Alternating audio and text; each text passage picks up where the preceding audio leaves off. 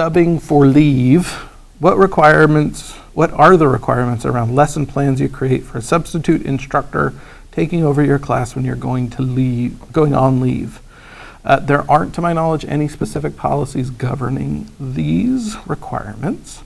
They are conventionally negotiated on a case-by-case basis with the instructor of record, the substitute instructor, and the department chair as needed. So, for example, if somebody gets sick and can't teach their class anymore, and you have agreed to take it over, then you might negotiate with them what lesson plans they'll give you. If they just disappeared off the face of the map, or had an emergency and can't even have that negotiation, the department chair is who you would reach out to try and make some decisions about what should happen going forward. When subbing for someone on extended leave, how is compensation calculated for the level of instruction, prep, and grading over the course of the time that you're substituting? That is governed by your class, right? If you're a lecturer A or lecturer B or lecturer C or whatever, there is a set amount that is an hourly amount that you're given for your work teaching those classes. And if that comes to pass, then you work with the department office staff, and they have a whole series of forms to fill out and guidelines and instructions, but the compensation is based on your lecturer class, or really your faculty class, regardless of what your title is. I did want to note that the form of compensation for substituting is not combined with your regular pay. So you would continue to get your regular paycheck, and then it would be a separate process.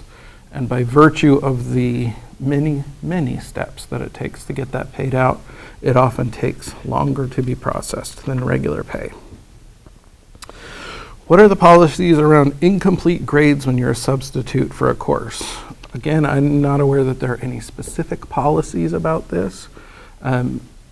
The instructor of record is on the hook for whatever incompletes get issued. So generally, the substitute wouldn't be putting in grades or be the instructor of record and wouldn't be responsible for what happens in an incomplete. And so you would have to negotiate with the instructor of record to determine if an incomplete is worth issuing. If they're not around or can't do that, then you'd have to talk to the department chair, because probably the responsibility for fulfilling the contract of the incomplete would fall to the department chair.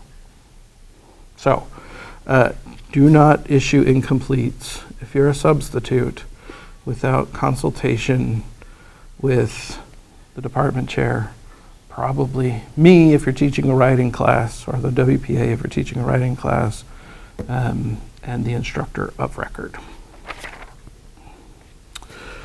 Does taking on substitute work get reported in the ASA or somewhere else as taking on additional duties?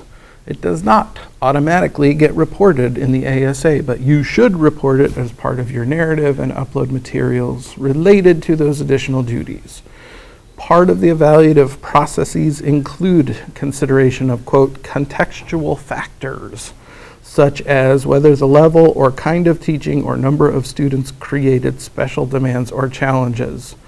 Pursuant to Senate Policy S15-8, Amendment H, subsection 2.2.2.2. Impressive, right? Depending on the makeup of the RTP committee, there's no guarantee that members will know about substitute work.